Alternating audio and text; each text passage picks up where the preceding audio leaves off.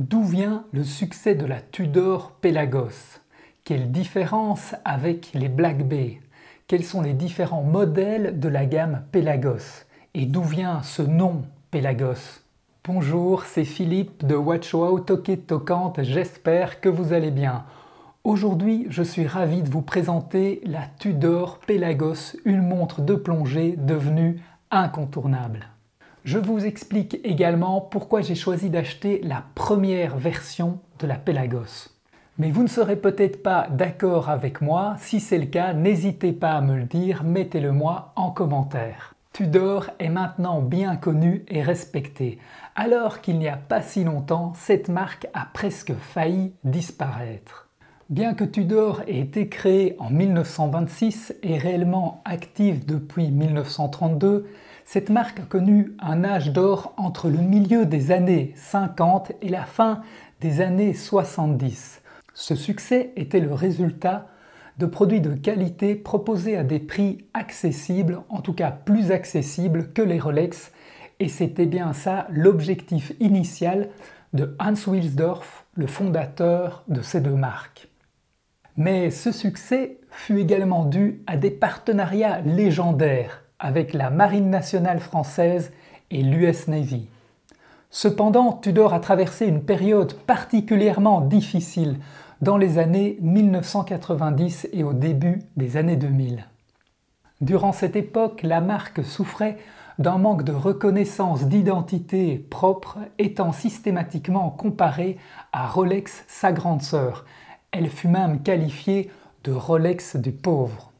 Cette image péjorative a nui à son attractivité, en particulier sur les marchés européens et américains où Tudor a été quasiment absent pendant plusieurs années.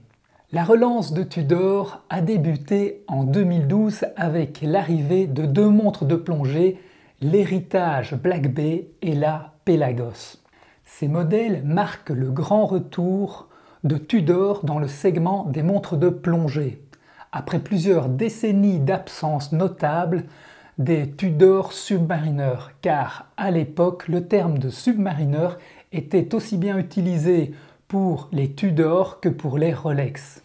Il faut dire que, mis à part le mouvement, la grande majorité des pièces étaient directement de la maison mère Rolex. Ce retour gagnant en 2012 a permis à Tudor de s'affirmer comme une marque à part entière, reconnue pour son excellent rapport qualité-prix et son identité propre. Mais quelles sont les différences entre ces deux gammes de montres de plongée, les Black Bay et les Pelagos? Leurs philosophies sont bien distinctes. La Black Bay réinterprète un standard des années 50, c'est un hommage aux montres de plongée historiques de la marque. Elle s'inscrit clairement dans une démarche néo-vintage avec des références esthétiques marquées aux modèles passés, notamment la Submariner référence 7922 de 1954. Mais on oublie parfois que la gamme des Black Bay se scinde en deux familles. Il y a les montres habillées qui se sont séparées de leurs lunettes de plongée. Ce sont les modèles Black Bay 31, 36, 39 et 41, dont l'étanchéité atteint tout de même 150 mètres. Et puis il y a la famille plus connue des Black Bay de plongée qui affiche une étanchéité à 200 mètres et possède une lunette unidirectionnelle graduée. Suite au succès formidable des premières Black Bay et au fil des années, Tudor a étoffé la gamme avec différentes tailles, couleurs, matériaux et complications telles que GMT et chronographe. Je vous montre ici juste un aperçu de la gamme.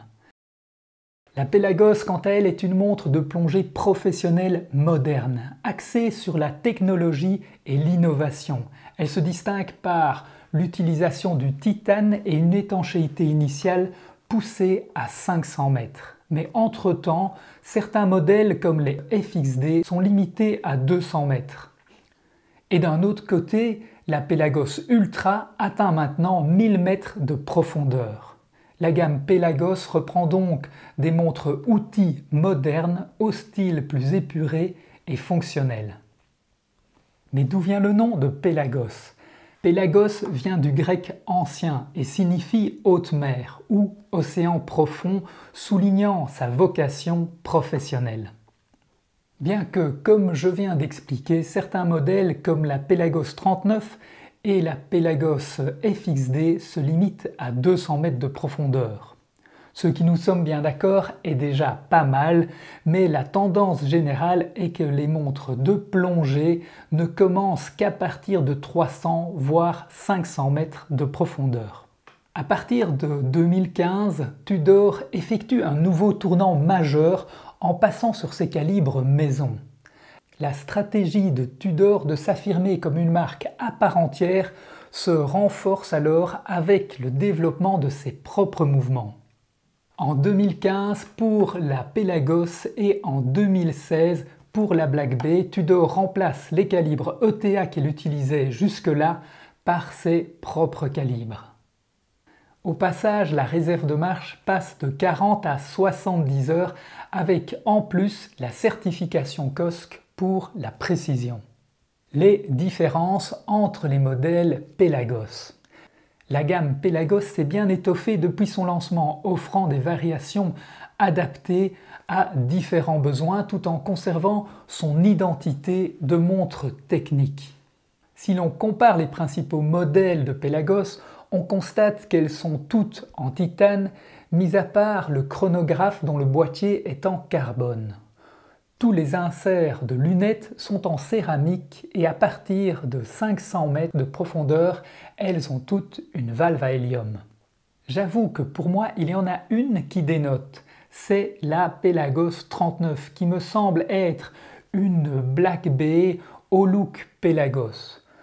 Une montre professionnelle de plongée affiche normalement 500 mètres de profondeur. Je comprends l'exception pour les modèles militaires et leurs demandes techniques. Dans leur cas, 200 mètres est amplement suffisant et la valve à hélium était inutile. Par contre, ils ont opté pour des anses fixes et une lunette bidirectionnelle avec une graduation en compte à rebours.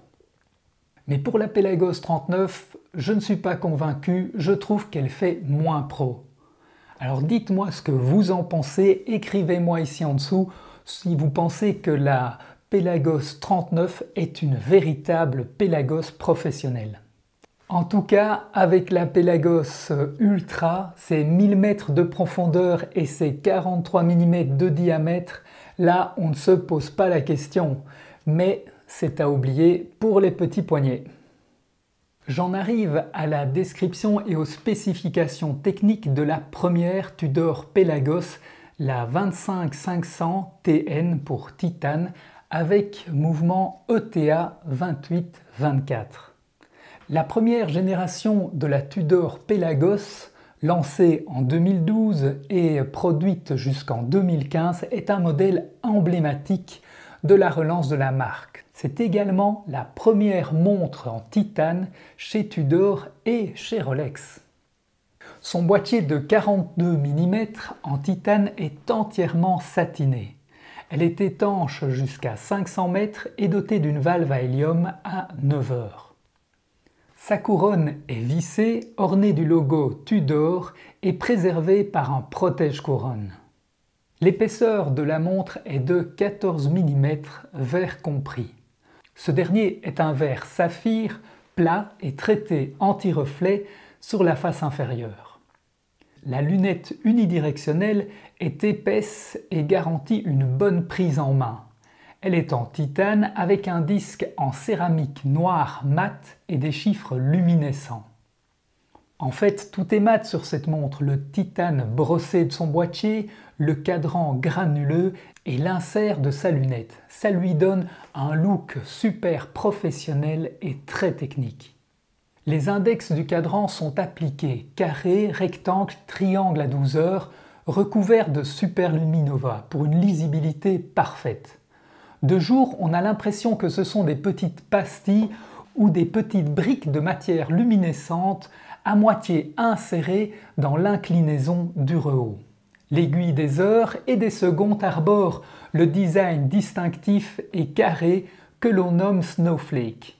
Le guichet date est classiquement placé à 3 heures, avec une date en noir sur fond blanc, ce qui permet un équilibre visuel avec l'index de 9 heures. Les inscriptions sur le cadran restent sobres, se limitant à 2 lignes, rotor self-winding et 500 mètres, ce qui équivaut à 1640 pieds. Pour moi, cette sobriété est un avantage de cette version, mais je suis vraiment curieux d'avoir vos avis. Est-ce que vous préférez le cadran avec 4 lignes ou comme moi, est-ce que vous préférez la sobriété des 2 lignes des premiers cadrans? Écrivez-moi ça en commentaire. Comme nous l'avons vu, cette première version comprend un mouvement automatique ETA 28-24, un mouvement fiable, largement éprouvé et bien répandu dans l'horlogerie. Mis à part sa réserve de marche qui est limitée à environ 38 heures, je le trouve vraiment top. Et c'est le cas de le dire puisqu'il s'agit de la version top grade, qui, comme on le constate sur ce tableau, est pratiquement équivalente à la certification COSC. On voit ici les différents grades. Standard, d'une précision de -12 plus 12 secondes par jour, élaboré, -7 plus 7 secondes par jour, et les grades top et cost qui sont à -4 plus 4 secondes par jour. Le bracelet est en titane avec une boucle déployante et doté d'un mécanisme d'auto-ajustement unique et breveté par Tudor. Il reprend des micro-réglages rapides, vraiment pratiques, mais pas de chance pour moi, même en utilisant les micro-réglages, je suis juste entre deux maillons. Et on peut le débloquer ici. Là maintenant, il est bloqué. Sur le premier écran, on peut aller sur le deuxième. Là c'est bloqué, ici c'est bloqué également, et ici, là c'est libre. Et alors on a également l'extension ici de plongée.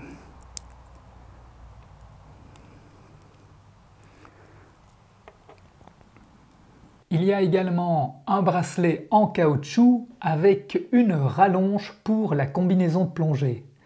En plus de ces bracelets, la Pelagos se marie très facilement et très bien avec d'autres bracelets, que ce soit des NATO ou même des bracelets en cuir. Et son corne à corne de 22 mm vous offre un très grand choix. À partir de 2015, la Tudor Pelagos 42 mm, référence 25-500N, a connu une évolution majeure avec le passage au calibre manufacture, le MT 5612. Bien que la référence du modèle soit restée identique, plusieurs modifications notables ont été apportées.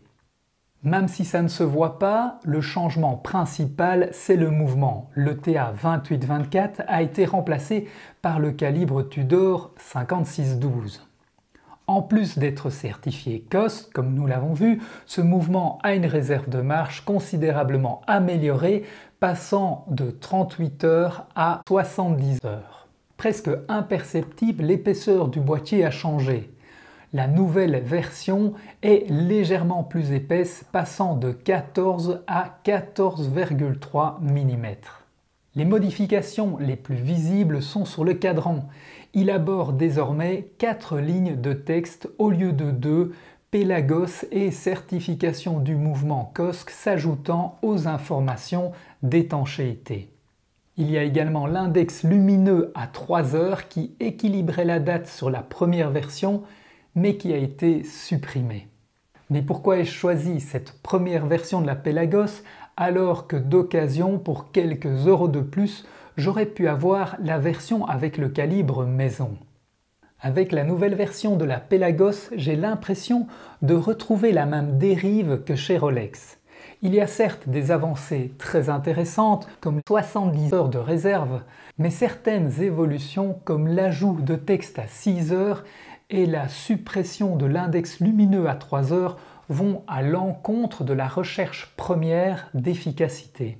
Même si la version récente de la Tudor Pelagos est équipée d'un mouvement manufacture qui offre une précision COSC et une réserve de marche améliorée, je continue à préférer la première version pour les raisons suivantes.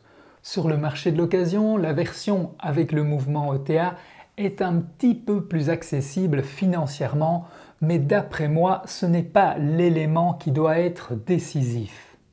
Pour moi, la première version est plus dans l'esprit des montres-outils efficaces. Son design est entièrement dédié à l'utilité sans fioritures, ce qui correspond parfaitement à l'esprit d'une montre technique.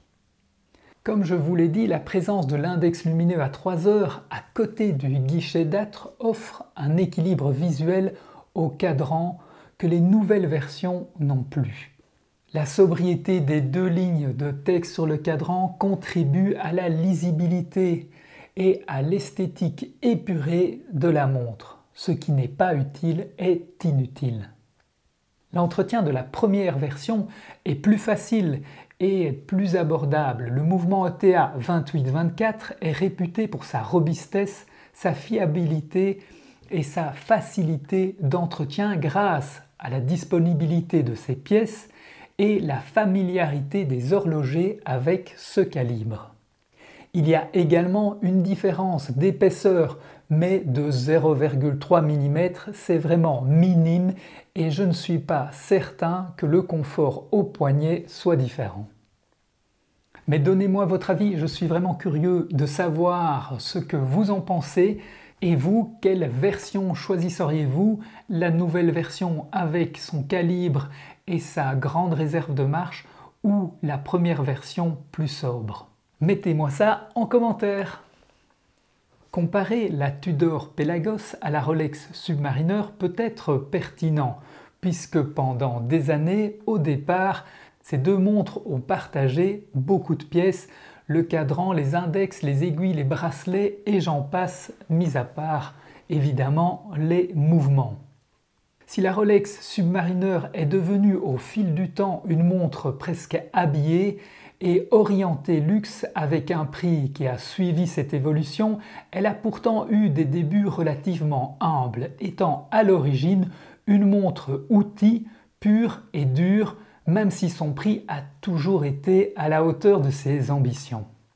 La Tudor Pelagos et en particulier sa première version peut être considérée comme une sorte de Submariner du XXIe siècle. Elle incarne la même idée de départ, celle d'une montre outil fiable et fonctionnelle, mais avec les spécifications et les matériaux de notre époque. Elle utilise le titane et l'élargissement de son diamètre est plus adapté à notre époque.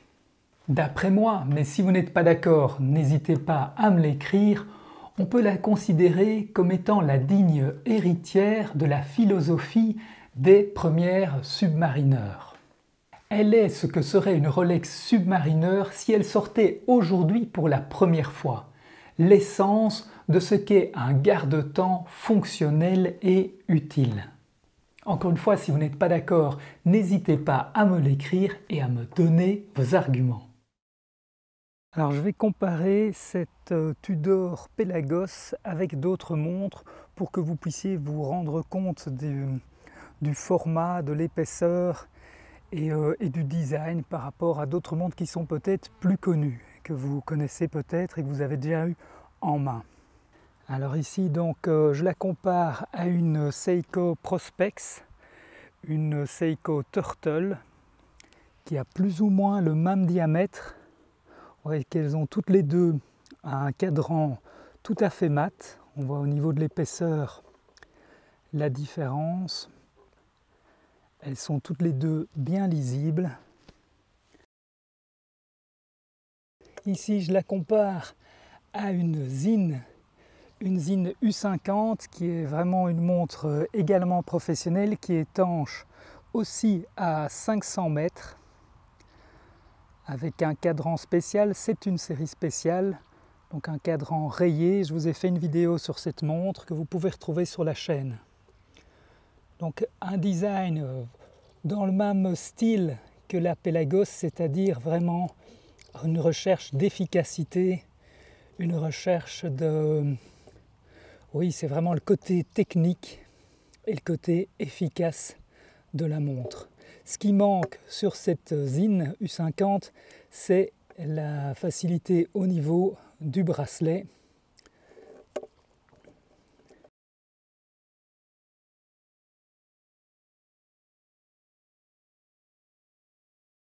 Je la compare à la Tudor Black Bay 58 Blue, une montre que beaucoup de personnes connaissent. C'est devenu un classique. Et donc là, c'est la version néo-vintage, donc qui rappelle les anciennes Submariner de chez Tudor. Au niveau de l'épaisseur, donc la version Black Bay 58 est beaucoup plus fine que la grande Black Bay. On n'a pas non plus la protection de couronne.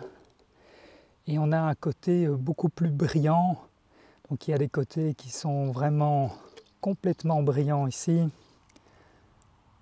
Alors que sur la Pelagos, tout est parfaitement mat. Et ça va donc du cadran au bracelet, au côté du boîtier et même donc à l'insert de la lunette. L'insert de la lunette sur la Black Bay est en aluminium. Alors ici, je la compare à une ancienne Rolex Submariner, c'est-à-dire ici une 140-60 M. Et donc il y a également 2 lignes de texte à 6 heures. C'est ce que j'aime bien dans ces versions, c'est qu'elles sont vraiment épurées. Je vous l'ai expliqué donc pour la Pelagos, et c'est la même chose au niveau de la Submariner. J'aime vraiment ces cadrans qui sont super lisibles. On voit que comme sur la Black Bay, la Submariner est beaucoup plus brillante. On a des côtés, aussi de nouveau, les côtés qui brillent. Elle paraît beaucoup plus fine, mais en fait c'est vraiment le côté qui est fin, mais le fond du boîtier qui ressort à l'intérieur. Et donc ici on est sur un 40 mm pour la Submariner et 42 mm de diamètre pour la Pelagos. Alors celle-ci, je vous l'ai présentée il n'y a pas longtemps, c'était même ma vidéo précédente, la Bohen Grande Marine. Une montre qui est vraiment superbe, qui a des finitions incroyables. Même si ce sont 2 montres qui ont plus ou moins la même profondeur, qui ont toutes les deux une valve à hélium, comme on peut le voir ici. La Bohen est étanche à 600 mètres alors que la Tudor à 500 mètres, donc c'est pratiquement la même chose. Mais Bohen a choisi d'avoir une montre beaucoup plus travaillée. Donc là, on est vraiment sur une montre beaucoup plus bijou, avec des finitions, que ce soit au niveau du cadran, que ce soit au niveau du bracelet. Il y a vraiment plein de finitions, même sur le boîtier. On est vraiment sur une montre beaucoup plus travaillée, alors que sur la Tudor Pelagos, on est basique, tout à fait mat, sans aucun superflu. Alors, dans le même style que la Bohen, dans les montres beaucoup plus travaillées, on a ici la Blancpain 50 Fathoms, donc qui elle est étanche à 300 mètres, qui est une montre, comme je vous dis, beaucoup plus travaillée au niveau du cadran. Donc on a plein d'effets différents. On voit également le mouvement, un super mouvement donc au dos. C'est une montre qui est évidemment plus chère que la Tudor Pelagos, mais qui est également superbe. On est aussi en titane, donc c'est le même métal au niveau du boîtier pour les 2 montres, et on voit cet aspect un peu mat, moins froid que l'inox 316. Le titane a une couleur un tout petit peu plus chaleureuse, plus chaude. On passe à une super plongeuse, donc là on est plus ou moins dans le même style, dans le même gabarit, tous les 2 cadrans mat. Par contre, au niveau de l'insert de la lunette, sur l'IWC Aquatimer. Donc là, on a un insert complètement brillant qui paraît en tout cas beaucoup plus cassant quand on le voit comme ça. On est sur un boîtier ici qui n'est plus en titane mais qui est en acier 316L. Une montre très très lisible dans l'obscurité. On a les mêmes fonctions, donc juste l'heure et la date. Deux montres très fonctionnelles et vraiment très efficaces. La simplicité, l'efficacité. Évidemment, celle-ci qui est étanche à 2000 mètres et commence à être vraiment épaisse. Également donc une très belle montre. Alors encore une montre en titane, une Jaeger-LeCoultre Memovox avec deux couronnes, donc une pour l'alarme automatique, donc automatique dans le sens mécanique automatique. C'est ici un modèle qui a été développé avec les Navy Seals, qui est étanche jusqu'à 300 mètres avec des couronnes spéciales, compresseurs qui permettent, ça je vous l'ai montré dans une autre vidéo, en un demi-tour de la rentre étanche. Donc il n'y a pas besoin de visser la couronne, on fait juste un demi-tour. Une montre aussi donc complètement mate. Donc voilà pour la Jaeger-LeCoultre, donc compresseur Memovox Navy Seals. Alors la suivante est complètement hors catégorie, c'est une montre outil mais vraiment outil. Et là on n'est plus dans les montres mécaniques. Voilà, il s'agit d'une G-Shock, une G-Shock à aiguille. Donc là évidemment c'est le gros bloc. Là on s'en fout des chocs, on voit qu'elle a déjà reçu vraiment des gros coups. On voit à l'aiguille que c'est un mouvement à quartz. Elle se recharge donc avec le cadran grâce au soleil. Une montre qui offre beaucoup plus de fonctions puisqu'on a le chrono, on a un compte à rebours, on peut avoir d'autres fuseaux horaires, on a même la pression atmosphérique et la boussole. Donc c'est vraiment une montre outil. C'est une montre qui est vraiment énorme. Donc quand on se dit que la Pelagos est grosse, là on voit que on peut encore avoir beaucoup plus gros que la Pelagos. On arrive à la fin de cette vidéo consacrée à la Tudor Pelagos. J'espère qu'elle vous aura permis d'en apprendre plus sur cette montre formidable. Si c'est le cas, merci pour le petit pouce. Si vous n'êtes pas encore abonné, n'hésitez pas, c'est le moment, abonnez-vous pour ne rien louper des prochaines découvertes.